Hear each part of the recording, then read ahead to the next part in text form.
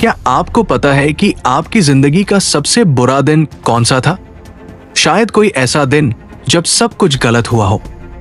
लेकिन जरा सोचिए, क्या हो अगर एक दिन ऐसा आए जब आपकी जिंदगी नहीं बल्कि पूरी दुनिया ही खत्म हो जाए। आज से 6 करोड़ 60 लाख साल पहले धरती पर एक ऐसी ही सुबह हुई थी। उस दिन सूरज रोज की तरह ही निकला था, हवाएं वैसी ही चल रही थी और किसी को अंदाजा भी नहीं था कि अगले 24 घंटों में इस ग्रह का इतिहास हमेशा के लिए बदलने वाला है।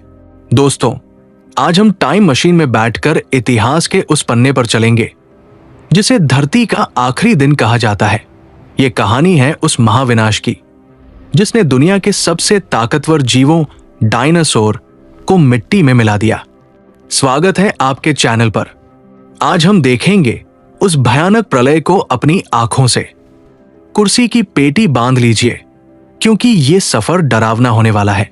इमेजिन कीजिए एक ऐसी दुनिया जहां इंसान का नामो निशान नहीं था। न कोई शहर, न कोई प्रदूषण, न इंटरनेट और न ही कोई शोर। यह क्रिटेशियस काल का आखिरी दौर था। धरती उस समय स्वर्ग जैसी थी। ऑक्सीजन का लेवल आज से कहीं ज्यादा था, जिसका मतलब था कि पेड़ पौधे और जंगल इतने घने थे कि सूरज की रोशनी भी जमीन तक मुश्किल से पहुंचती थी। जरा इन जीवों को देखिए। ये है ट्राइसेराटॉप्स। ये शांति से अपनी जिंदगी जी रहे हैं। उस समय धरती पर डायनासोर का राज था। वे इस ग्रह के राजा थे। 16 करोड़ सालों से वे इस धरती पर राज कर रहे थे। उन्हें लगता था कि ये धरती, ये नदियां और ये आसमान हमेशा उनका ही रहेगा। और ये है उस समय का सबसे बड़ा विलेन और सबसे बड़ा हीरो, टायरानोसोरस रेक्स, या जिसे हम प्यार से टीरेक्स कहते हैं। 40 फीट लंबा, 12 फीट ऊंचा और दांत इतने नुकीले कि एक ही वार में किसी भी हड्डी का चूरा बना दे। उस सुबह टीरेक्स भी अपने शिकार की तलाश में था। उसे नहीं पता था कि जिस सूरज की रोशनी में वो आज शिकार कर रहा है, कल वो सूरज उसे दिखाई भी नहीं देगा। ये दुनिया जो इतनी शांत और खूबसूरत लग रही है, दरअसल ये एक तूफान से पहले की शांति है। जिंदगी एकदम परफेक्ट थी। प्रकृति का संतुलन बना हुआ था। लेकिन इन डायनासोर को यह नहीं पता था कि उनकी किस्मत का फैसला धरती पर नहीं बल्कि धरती से करोड़ों किलोमीटर दूर अंतरिक्ष में हो चुका है। धरती पर जहां जीवन अपनी रफ्तार से चल रहा था, वही अंतरिक्ष के अंधेरे सन्नाटे में एक खामोश कातिल तैयार हो चुका था। यह कोई मामूली पत्थर नहीं था। ये एक एस्टेरॉयड यानी एक क्षुद्र ग्रह था। लेकिन इसका आकार सुनकर आपके होश उड़ जाएंगे। यह पत्थर एक पूरा पहाड़ था, माउंट एवरेस्ट से भी बड़ा। इसकी चौड़ाई लगभग 10 से 15 किलोमीटर थी। जरा सोचिए, 10 किलोमीटर चौड़ा पत्थर। अगर आप इसे जमीन पर रख दें तो इसका एक सिरा दिल्ली में और दूसरा सिरा गुड़गांव के पार होगा। और यह पत्थर रुका हुआ नहीं था। यह ब्रह्मांडीय गोली हमारी धरती की तरफ बढ़ रही थी। इसकी रफ्तार 60,000 किलोमीटर प्रति घंटा, यानी एक राइफल से निकली गोली से भी 20 गुना तेज। इतनी तेज कि आप पलक झपकाएं और ये लंदन से न्यूयॉर्क पहुंच जाए। ये एस्टेरॉयड पिछले करोड़ों सालों से अंतरिक्ष में भटक रहा था। शायद किसी और पत्थर से टकराकर इसका रास्ता बदला और इसकी किस्मत में लिखा था लक्ष्य पृथ्वी। सबसे डरावनी बात यह थी कि डायनासोर के पास कोई नासा नहीं था, कोई स्पेस टेलीस्कोप नहीं था जो उन्हें चेतावनी दे सके। उन्हें पता ही नहीं था कि मौत उनके सर पर मंडरा रही है। वे बस अपनी रोजमर्रा की जिंदगी जी रहे थे, खा रहे थे, सो रहे थे, लड़ रहे थे, जबकि ऊपर आसमान में एक ऐसा राक्षस आ रहा था जो न दया करेगा न रुकेगा। अब हम उस पल पर आ चुके हैं जिसे वैज्ञानिक न लौटने वाला बिंदु कहते हैं। एस्टेरॉयड अब पृथ्वी के गुरुत्वाकर्षण में फंस चुका था। अब उसे वापस लौटना नामुमकिन था। लेकिन दोस्तों, यहां एक बहुत बड़ा सवाल है कि क्या होता अगर, जो आपको सोचने पर मजबूर कर देगा।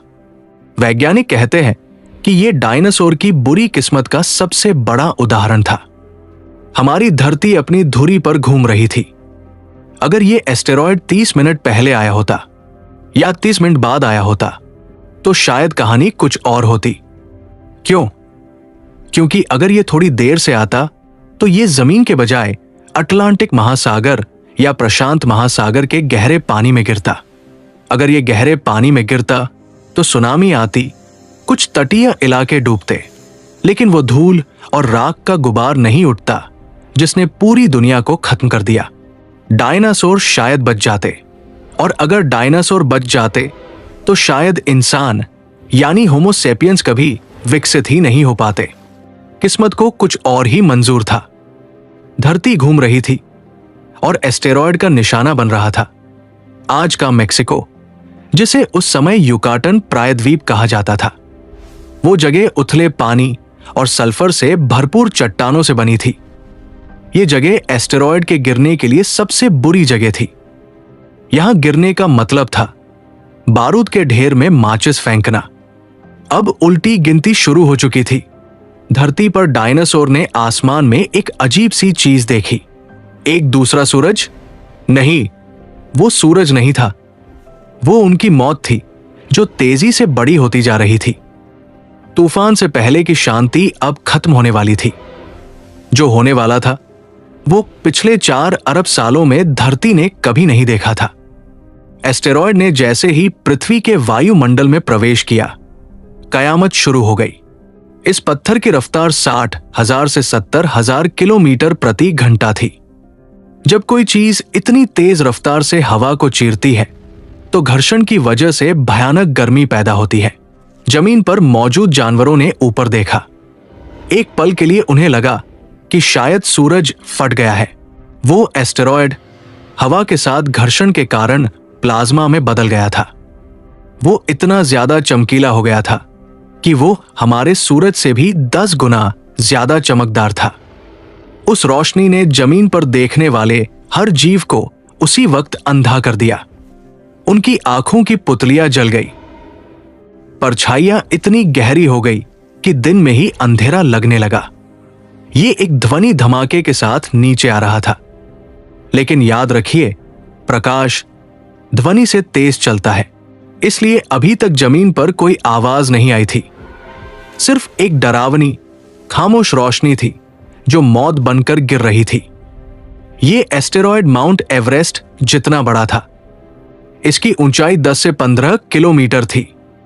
और हमारा वायुमंडल कितना घना होता है? लगभग 100 किलोमीटर।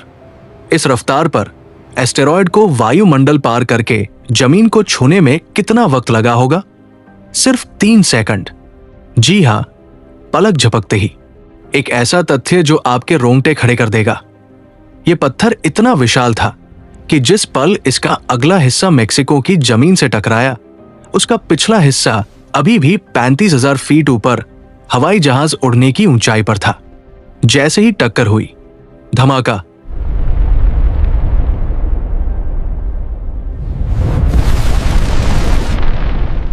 वो जगह जिसे आज हम चिक्शुलूप कहते हैं, वहां पृथ्वी की पपड़ी पूरी तरह पिघल गई। जमीन पानी की तरह बहने लगी। ये टक्कर कोई मामूली दुर्घटना नहीं थी।